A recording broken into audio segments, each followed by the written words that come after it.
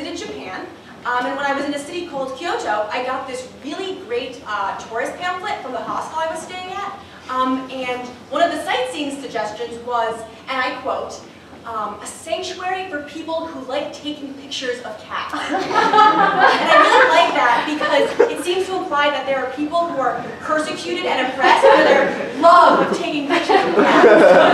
Like they just want to do it in peace. And I like to imagine it's like a nature reserve where there's naked people in trees just like looking for cats to take pictures of. My mom went with me on that trip. My mom is great. My dad is also great. Both my parents are great, but they're also really different, and they have different interests and talents. Like my dad is really good at cooking, and my mom is really not good at cooking. Like she doesn't really even try. Like she doesn't even pull her hair back. So growing up, my brothers and I would always find hair in our food. But it just like happened so often that we kind of made it a game, like the Mardi Gras baby in Mardi Gras cake. When we would get a hair in our food, it was like, yes, I won the Mardi Gras baby! But like the prize was just a little piece of my mom. So something I don't really understand is the idea of men's socks. Like, is there an additional hole for a penis?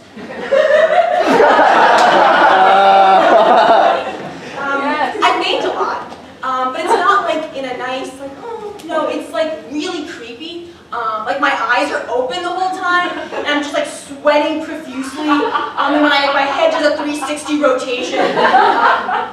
No, but actually, it looks way worse than it is, and usually I forget it's a thing. So as some of you may know, because I talk about it in every conversation I have, I studied abroad in Hong Kong. And when I was there, I was doing a credit internship, and I was helping my manager this one time give a workshop for people with disabilities, because I'm a really good person. So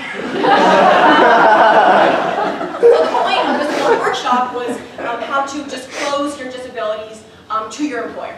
So I'm up there and I'm giving this speech about how it's really important to tell your employer what your needs are, what challenges might come up, what your pre-existing conditions are, and then I just pass out.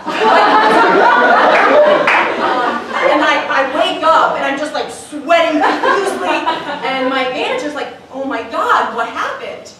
And well, I mean, I knew exactly what happened, but I couldn't tell them that because I didn't disclose it to my manager, so I'm just like, oh my God, I have no idea what happened. I have never fainted before. I have no pre-existing conditions. So when I was in elementary school, I was in a musical theater dance troupe. I don't know if you can tell.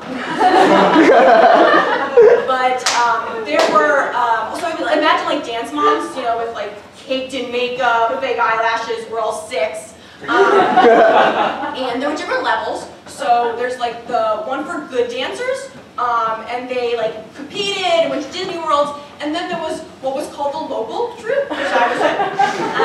And we performed at like the local mall and like the local retirement homes. And this one time we performed at a home for homeless teenage mothers. This is going somewhere. So one of the songs that we danced for them was It's a Hard Knock Life from Annie. So we're doing this like really pouty Broadway routine. We're like, steady treated, we get tricked. Steady kisses, we get kicked. And I think everyone in the room was like, oh, thank you, privileged 6-year-olds, for telling us about the challenges of life. And I really think that we left them with the message, I don't know what you're doing with that baby, but being an orphan sucks.